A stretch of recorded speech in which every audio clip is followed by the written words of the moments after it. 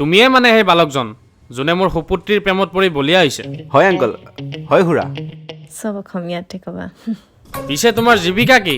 জীৱন নিৰ্বাহ কৰিবলৈ কি কৰ্ম বাছি লৈছা তুমি খুৰা মই সামাজিক মাধ্যমত ইনফ্লুৱেঞ্চাৰ অসমীয়া কি আছিল নাজানো মই ভিডিঅ' বনোৱা বুলি কোৱা খুৰা মই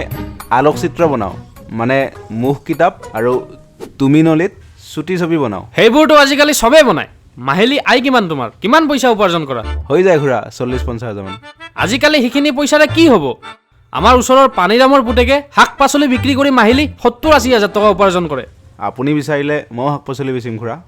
মই মাত্ৰ তাইক বিয়া পাতিব বিচাৰোঁ দেউতা প্লিজ আৰু অসমীয়া অনুগ্ৰহ কৰি কৈছোঁ দেউতা ইমান প্ৰশ্ন নুসুধিবা সি বহুত ভাল ল'ৰা সি মোক বহুত সুখত ৰাখিব ঠিক আছে বাৰু এ কি দেউতাই মানি গ'ল কংগ্ৰেছ বা কংগ্ৰেছ ভিন্দ এতিয়া আমি পাৰ্টি কৰিব লাগিব পিজ্জা আৰু বাৰ্গাৰ অৰ্ডাৰ কৰি আছো কি এইবোৰ ইংৰাজী খাদ্যৰ নাম কৈ আছো অসমীয়া খাদ্য কি পৃথিৱীৰ পৰা নাইকিয়া হৈ গৈছে নেকি চৰি দেউতা মানে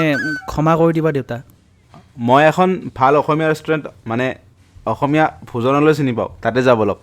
বল বল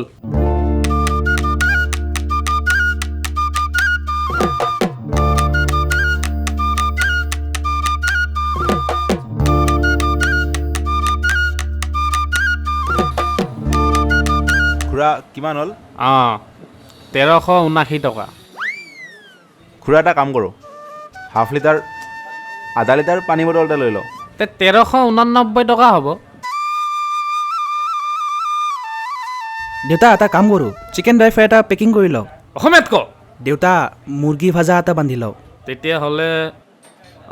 1568 টকা